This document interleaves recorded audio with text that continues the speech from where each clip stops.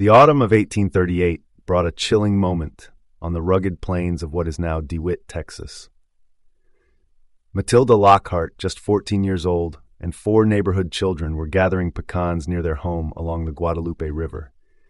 The air was crisp, filled with the scent of earth and the rustling leaves, a moment of innocence before the shadows of fate descended. As they returned home, stepping into the open edge of the prairie, they were met with a terrifying sight. A vast line of horses, each mounted by a fierce painted Comanche warrior. Their war paint glistened under the fading sunlight, their expressions unreadable but resolute. Matilda, the eldest, reacted first. Her pecan bucket hit the ground as she sprinted toward home, her heart pounding like a war drum. But the cries of the other children pierced the stillness behind her. Torn between escape and loyalty, she hesitated, just for a breath. It was a fatal mistake.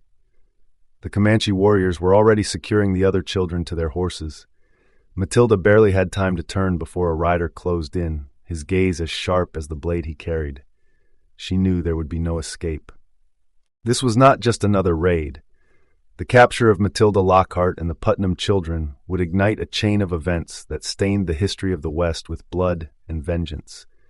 The clash between Texas settlers and the Comanche would become one of the most brutal and unrelenting feuds ever recorded, a story etched into the bones of the land and the memories of those who endured.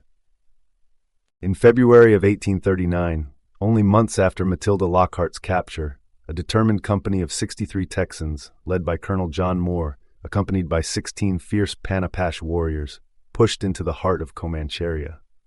Their mission was clear: retaliation.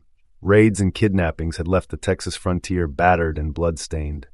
Diplomacy had failed, and every attempt at peace had been met with disdain or deception. Now, Texas leaders believed only a bold show of force could secure their survival.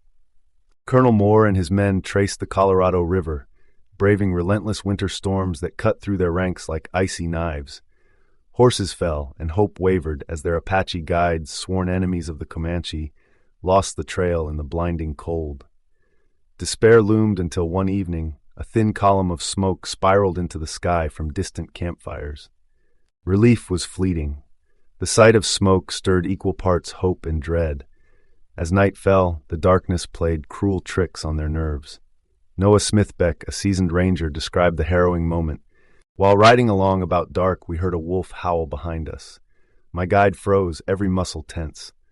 Moments later, another howl answered from the right.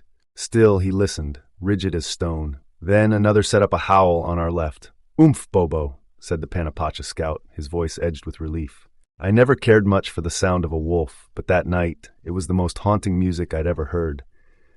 When I saw even the Indian straining his ears, unsure whether it was wolf or Comanche, cold dread crept over me. The tension snapped when 2 Apache scouts ventured ahead to pinpoint the camp's location. When they returned, their faces were grim. The camp was far larger than anyone had expected. Colonel Moore knew the odds were against them, but retreat was not an option. Among his men was Andrew Lockhart, Matilda's father, driven by anguish and vengeance. The time for action had come. Destiny demanded they fight. As dawn's first light broke over the rugged plains, Moore's men silently dismounted, their breath fogging in the chilly air. They advanced on the Comanche village, shadows blending into the earth, every step a measured stride toward fate. The Comanche had posted no sentinels. Deep within their ancestral land, they felt untouchable. Centuries of dominance had crushed rival tribes, and no white force had dared venture so far into Comancheria. But this time, boldness had defied reason. The village lay defenseless, silent, but for the crackling embers of dying campfires. Seizing the moment, Moore signaled the attack. Noah Smithwick, a ranger in the company, later recounted the fateful charge. We crept upon the sleeping village, where no soul dreamed of an assault. As soon as daylight revealed the camp's full layout, we surged forward, unleashing a fierce volley into the lodges. Caught utterly unprepared, the Comanche erupted from their tents like startled quail, scattering in every direction. Chaos engulfed the camp, women and children shrieked, dogs barked in a frenzied chorus, warriors shouted and fired back with desperate intensity. The tranquil dawn shattered into a whirlwind of violence and terror. The ambush had succeeded. Moore's gamble paid off, but the price of that dawn would echo far beyond the plains, sowing seeds of vengeance that could never be uprooted. The Comanche were caught completely off guard, but the tide of battle shifted with ruthless precision. As Andrew Lockhart stormed through the village, calling desperately for his daughter, the chaos around him deepened. Soldiers were scattered throughout the camp, driven by vengeance but now dangerously exposed. Colonel Moore quickly saw the peril in their disorganized advance. Fearing friendly fire and mounting confusion, he reluctantly ordered a retreat, a decision that came too late. The fleeing Comanche, compared to scattering partridges by Noah Smithwick, raced toward their horses. The Apache scouts, tasked with stampeding the Comanche's horse herd, failed. Within moments, dozens of Comanche warriors were mounted, bows already strung with deadly precision. Their mastery of mounted combat was unmatched, a lethal blend of speed, agility, and devastating firepower. The Texans, on foot and without their horses, were at a critical disadvantage. The Comanche encircled them like wolves, closing in on wounded prey, launching relentless charges. Moore's men were outmaneuvered and stranded, surrounded on all sides. What had begun as a triumphant raid unraveled into a brutal fight for survival. Only a nearby cedar brake offered a lifeline. Scrambling into the tangled cover, the Texans turned their rifles into a final, desperate shield. Despite superior numbers, the Comanche chose caution over slaughter. Charging into fortified cover promised costly losses, not their way of fighting. They excelled in open combat, striking from strength and vanishing like spirits on the wind. After a series of intimidating bluff charges, the Comanche withdrew, leaving Moore's shattered company battered but alive. Humiliated and horseless, they limped back toward the Colorado River, their pride broken, but their lives spared. Between 1836 and 1840, as Texas struggled to establish itself as an independent republic, Comanche raids were an unrelenting scourge. Moore's ill-fated expedition in 1839 became a grim testament to the skill gap that defined this brutal conflict. For decades, the relentless tide of Comanche raids had left a bloody trail across the borderlands. Thousands of Spanish, Mexican, and Texan lives had been claimed in a conflict that seemed without end. Desperate for reprieve, the fledgling Texas government struggled to find a way to halt the cycle of violence long enough to devise a strategy for survival. In late February 1840, hope arrived in an unexpected form. 3 chiefs from the Panatica, the southernmost band of the Comanche, rode into San Antonio under a flag of truce.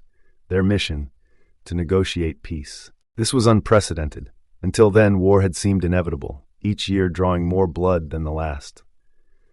The sight of the Comanche envoys, proud and resolute, stirred both hope and suspicion among the Texans. The chiefs were met by Colonel Henry Carnes, representing the Texas government.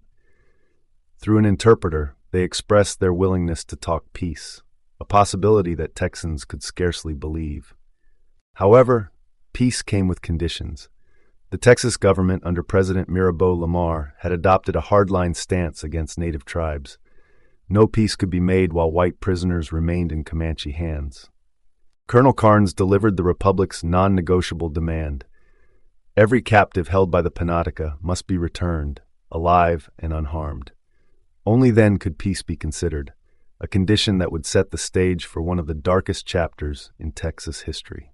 Up to this point, the Texans had been little more than an irritant to the Comanche, posing a threat only near fortified towns and settlements. Demanding the unconditional return of captives was bold, perhaps even reckless. The Texans were in no real position of power.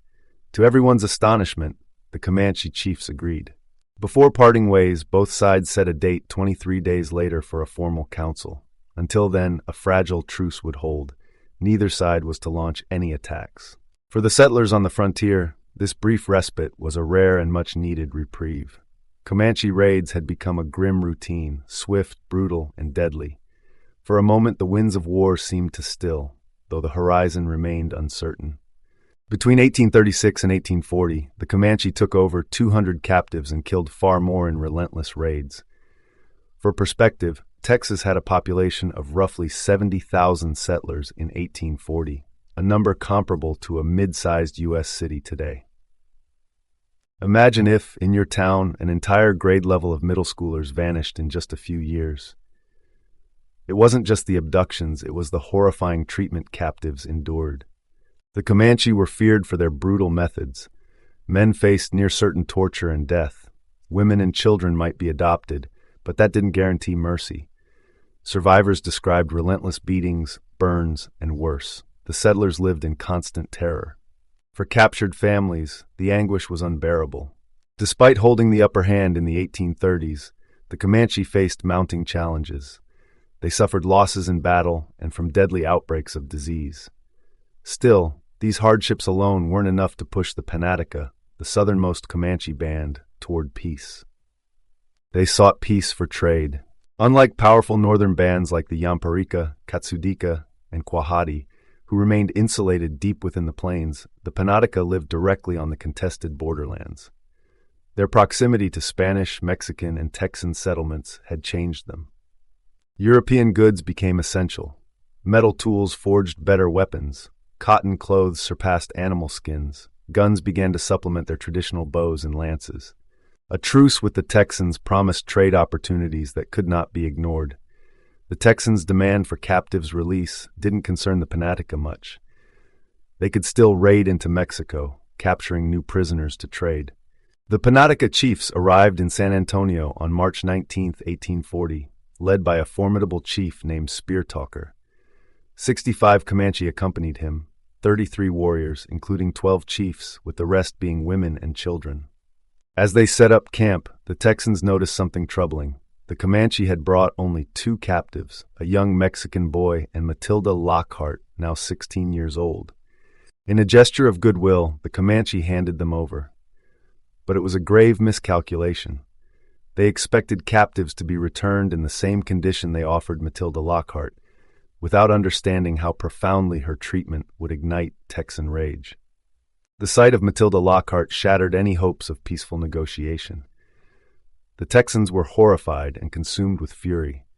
Years later, Mary Maverick, a settler present in San Antonio, recounted Matilda's condition in her memoirs. Her body was ravaged with bruises and sores, and she was severely emaciated. The most shocking injury was her nose, burnt off by her captors. Before the stunned Texas commissioners, Matilda described her harrowing time in Comanche captivity. She spoke of relentless beatings, of how she had been present when Colonel Moore's company attacked Spear Talker's camp in 1839. She had heard her father's desperate cries for her, but the Comanche drowned out her screams with their war whoops before dragging her away. She recounted a brutal survival tactic used by the Comanche when near Texas settlements. They burned the bottoms of her feet to stop her from escaping. With quiet shame, she admitted she had been utterly degraded, a phrase on the plains that spoke volumes without detail. For the Comanche, such cruelty was customary. It was how they expected to be treated if captured themselves. Among the plains tribes, surrender meant a fate worse than death. Torture was inevitable. Warriors fought fiercely, knowing escape or death in battle was their only salvation. Matilda stood as a grim testament to what Texas captives endured. Worse, the Comanche had broken their word. They had not returned the other prisoners. Matilda told the Texans she knew of at least 15 captives still held by the Comanche. She had overheard their captors discussing plans to ransom them, a chilling betrayal that left no room for trust. The conditions were intolerable for the Texans. Shaped by European legal traditions, they believed they held sovereign authority over all within the borders they claimed. To them, the Comanche were subjects bound by their laws, subject to arrest and punishment if they failed to comply. Orders from the Texas government were clear. If the Comanche chiefs did not produce the promised captives, they were to be arrested on the spot. But the Comanche held a vastly different worldview. They recognized no foreign authority beyond the sacred customs of their tribe. Submission to outsiders was unthinkable. To be held captive was a fate worse than death, an affront that could only be answered with defiance and battle. It was within this collision of two irreconcilable worlds that the first significant meeting between the Texans and the Comanche would take place, a fragile encounter set to ignite one of the bloodiest chapters in frontier history. As the sun set on March 19, 1840, two delegations gathered at a modest, one-story limestone building next to the San Antonio jail. a place that would become infamous as the Council House. Outside, Comanche women and children roamed freely, unaware of the storm about to break. Comanche boys, full of youthful exuberance, entertained townsfolk by shooting coins tossed into the air with toy bows, a fleeting moment of innocent connection between two divided worlds. Inside, however, the atmosphere turned tense. 12 Comanche chiefs, their faces streaked with war paint, sat solemnly on the floor opposite the grim-faced Texas commissioners. Spirit Talker, a seasoned and formidable leader, sat at the forefront. Without preamble, the Texans demanded an explanation. Why had the Comanche only brought one white captive, Matilda Lockhart? Where were the others they had promised? Spirit Talker met their gaze without flinching. He calmly explained that he had delivered the captives from his own camp, as agreed. He claimed no authority over captives held by other bands, but expressed confidence that the remaining prisoners could be ransomed for the right price. His words were deliberate, measured, and defiant. With a pointed intensity, he concluded his statement with a challenge that would echo through history. "How do you like that answer?" The Texans' response was immediate and merciless.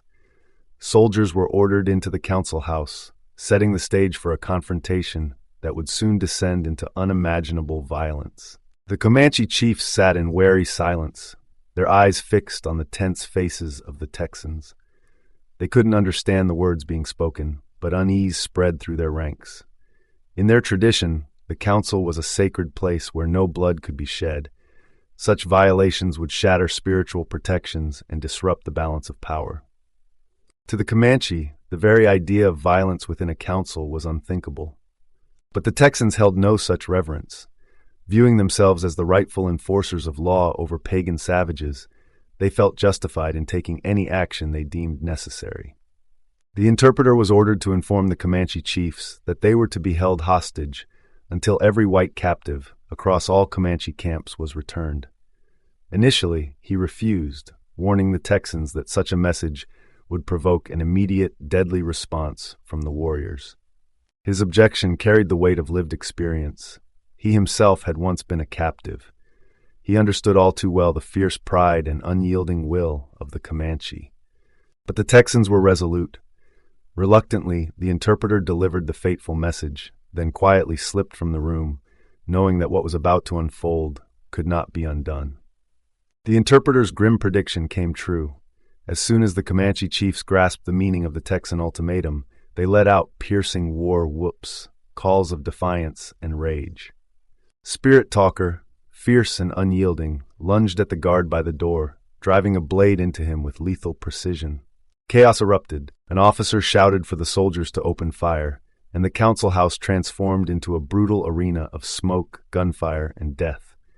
Bullets tore through the air, mingling with the desperate cries of the wounded and the fierce war cries of the Comanche.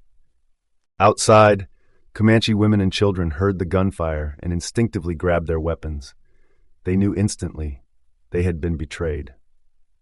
Before the townsfolk could react, a judge flipping coins for a Comanche child collapsed, struck in the heart by a tiny arrow from the boy's toy bow.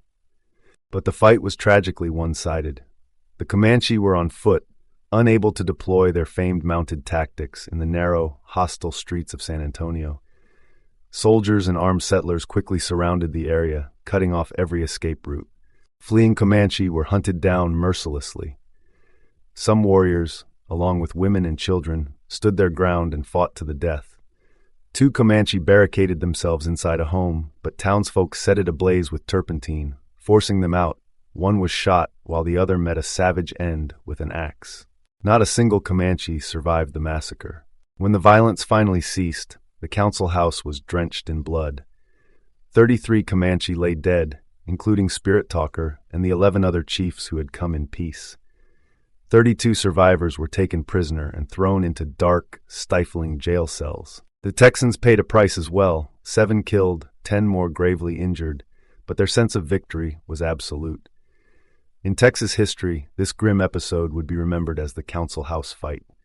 Determined to send a message, the Texans seized one of the Comanche women prisoners.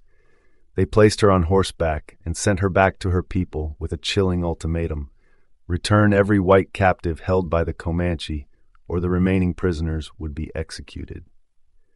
The Texans allowed just 12 days for compliance. When word of the massacre reached other Comanche camps, fury ignited like wildfire. Councils were sacred, spaces where even mortal enemies could speak without fear of violence. To spill blood, there was a desecration, an act of ultimate betrayal. Overwhelmed with grief and rage, the Comanche mourned in the ancient way, wailing into the wind, slashing their flesh with knives in ritual lamentation. But grief quickly hardened into vengeance. In response to the Texans' demands, they chose defiance. 13 white captives, including several taken with Matilda Lockhart, were tortured and executed. A brutal retaliation meant to show that the Comanche would not be cowed by betrayal or threats. Among those executed in brutal retaliation was at least one of the Putnam children, captured alongside Matilda Lockhart. In a grim and calculated display, some captives who had been adopted into Comanche families were roasted alive over fires, an act carried out by Comanche women, driven by an insatiable need for vengeance. Meanwhile, Comanche warriors rode the plains, thirsting for retribution. Settlements beyond the protective walls of Texas towns faced an unrelenting wave of raids. No homestead was safe. Texans on the frontier lived in constant fear, and many paid the ultimate price. The fragile hope for peace had collapsed into the bloodiest season of violence yet. Any possibility of future negotiations was shattered. Trust had been extinguished on both sides. Texas militias and military forces launched desperate campaigns to repel the raiders, but the Comanche's mastery of the plains made them nearly impossible to corner. The Texans dared not pursue them too far into the vast northern wilderness, where survival was uncertain. Despite the Texan campaign's limited success, most of the captured Comanche prisoners eventually escaped and returned to their people. The cycle of vengeance seemed endless. By early summer, the relentless raids finally ceased. After months of terror, Texans dared to hope that the worst was behind them. But on the unforgiving frontier, peace was always an illusion, fleeting and fragile, as volatile as the shifting prairie winds.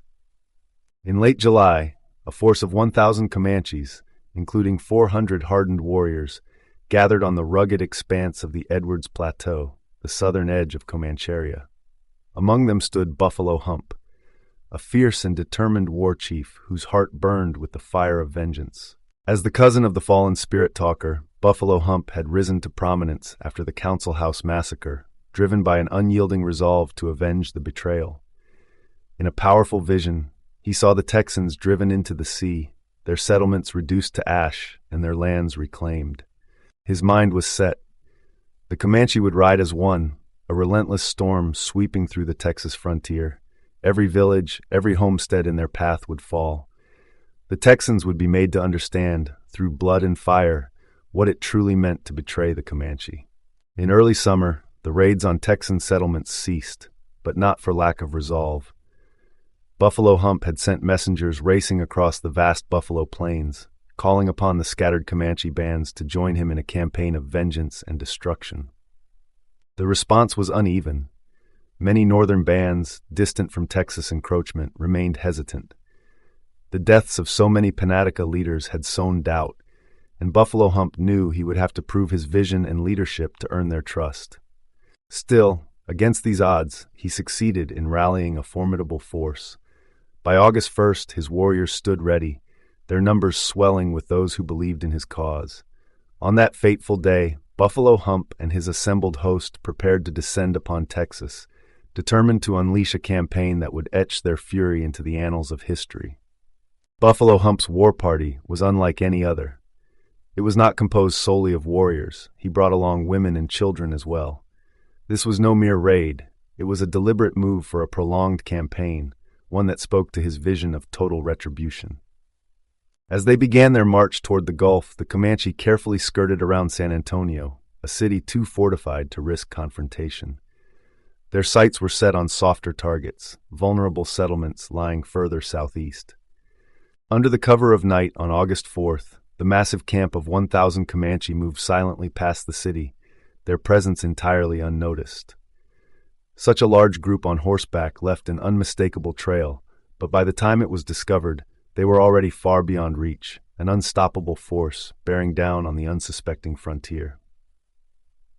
The trail left by Buffalo Hump's war party was broad and unmistakable, a scar across the plains. When it was discovered, seasoned Texans, familiar with the aftermath of countless raids, knew precisely what it signaled. A devastating attack was imminent. Ranger Captain Ben McCullough wasted no time. He sent riders across the frontier, rallying militias and calling upon the battle-hardened frontiersmen to stand against the looming threat. McCullough's instincts proved accurate. He estimated that the Comanche had passed through 2 days earlier, and by August 6th, they had reached the town of Victoria. Victoria was utterly unprepared for what was coming. The city received no warning, no time to brace itself.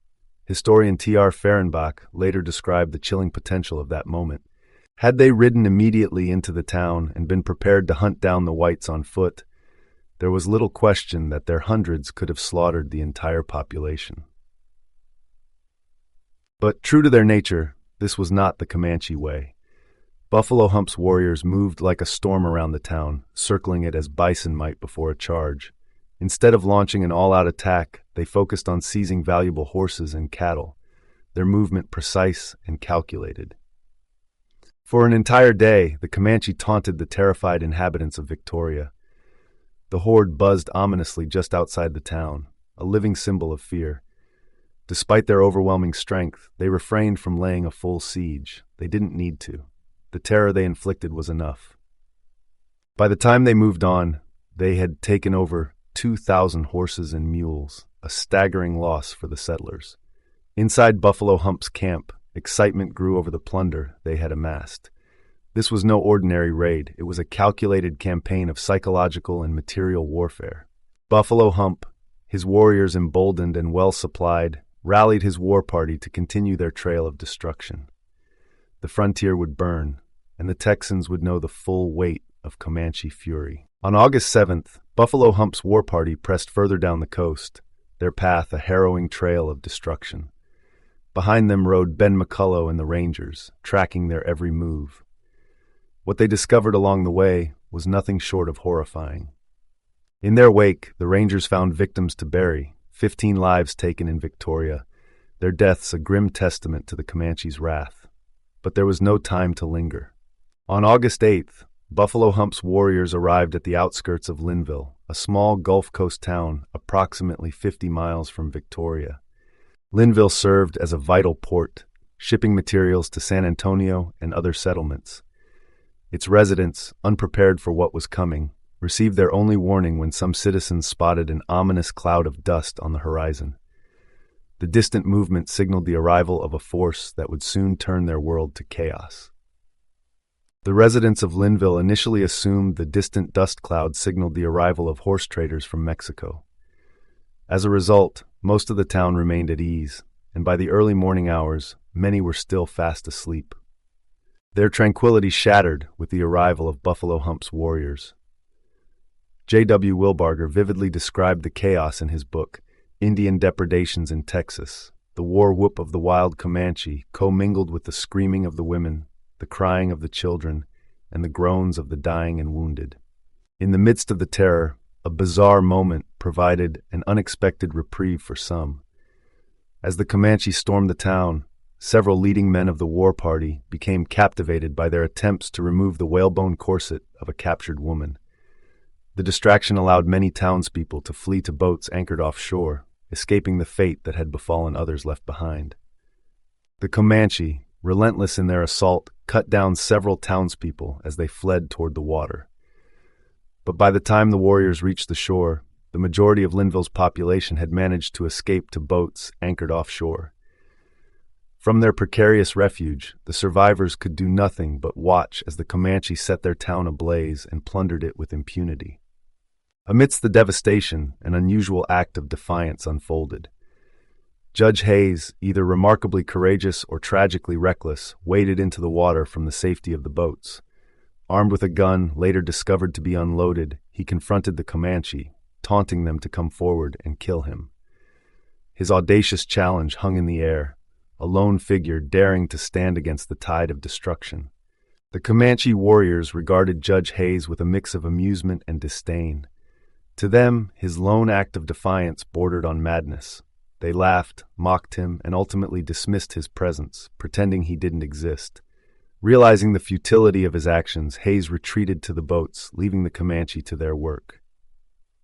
Meanwhile, chaos overtook the war party as they discovered the town's horses and warehouses brimming with goods. Whatever control Buffalo Hump had maintained over his raiders quickly evaporated. The warriors abandoned their violence in favor of looting, a common pattern during Comanche raids. In their frenzy, they seized not only practical items, but also seemingly useless ones, suit jackets, umbrellas, and other oddities that captured their interest.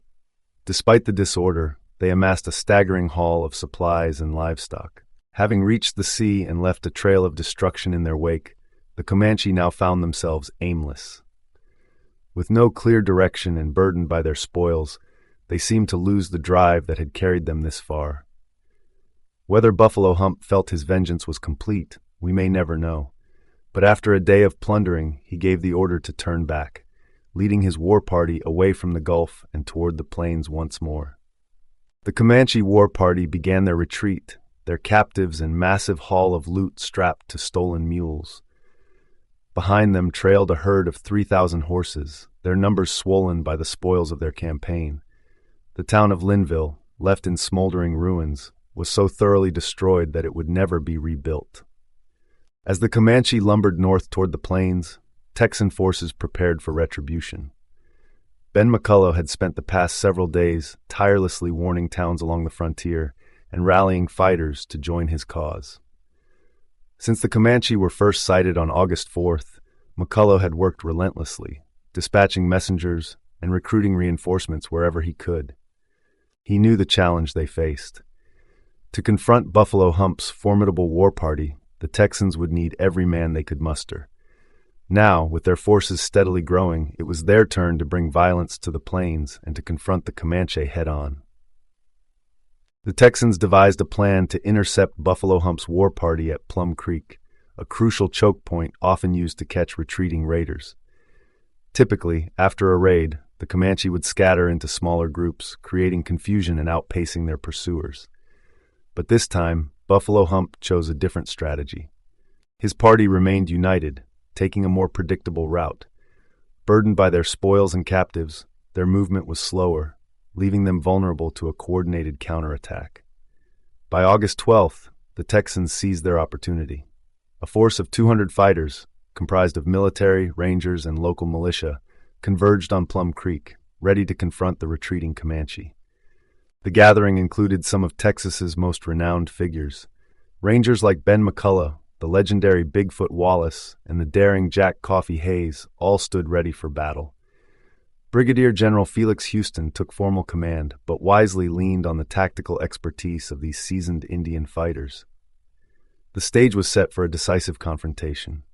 When the Comanche arrived at Plum Creek, they were unprepared for a fight. Many of their warriors were occupied managing the massive herds of horses and mules they had captured. But as the Texans approached in disciplined columns, the Comanche adopted their familiar battle stance. Mounted warriors surged to the front, shouting and maneuvering to intimidate their enemy. Yet the scene was tinged with absurdity. Some Comanche wore European suit jackets and carried umbrellas alongside their traditional horned headdresses, a stark contrast that underscored the eclectic spoils of their campaign. Despite their organized appearance, the Texans were outnumbered and in a precarious position. If they hesitated, the Comanche could slip past, wasting the hard-earned opportunity to strike. Then fortune smiled on the Texans. A Comanche warrior, emboldened by his shield and likely confident in the protective power of his medicine, rode too close to the Texan line. Screaming insults and daring the enemy to engage, he presented an irresistible target. A single shot rang out, and the warrior fell lifeless from his saddle. For a moment, silence hung over the battlefield. Then the Comanche howled in unison, their cries an expression of disbelief and rage. Something had gone wrong with their medicine, and the Texans seized the moment. Ben McCullough, understanding the importance of mobility in fighting the Comanche, had persuaded General Houston to authorize a mounted charge. The Texans surged forward on horseback, closing the gap with their enemy. At close range, they unleashed a devastating volley of rifle fire, throwing as many as 15 Comanche from their mounts. The chaos that followed was overwhelming. Stampeding horses collided with pack mules, creating a pileup of bodies and gear on the muddy ground. The Comanche, unable to maneuver effectively, found themselves in a position of unfamiliar vulnerability. The Texans pressed their advantage, reloading and firing successive volleys. Panic spread through the Comanche ranks, and the war party broke into a retreat. The Texans gave chase for 15 miles, engaging in a running battle as they pursued the fleeing warriors. In desperation, the Comanche killed the prisoners tied to their horses and abandoned their stolen goods to lighten their load. Buffalo Hump's grand raid, once a campaign of vengeance, had devolved into a frantic race for survival. Though the Comanche lost most of their plunder, the Texans recovered only a fraction of the thousands of horses that had been taken. Reports of the death toll at the Battle of Plum Creek vary widely. Some Texans boasted that as many as 80 Comanche had been killed, but less than 20 bodies were ultimately recovered from the battlefield. The Texans, for their part, suffered remarkably few losses. While several fighters were injured, only one Texan was killed during the confrontation. Despite this, the Texas government seized on the victory as a rallying cry, urging further punitive expeditions against the Comanche.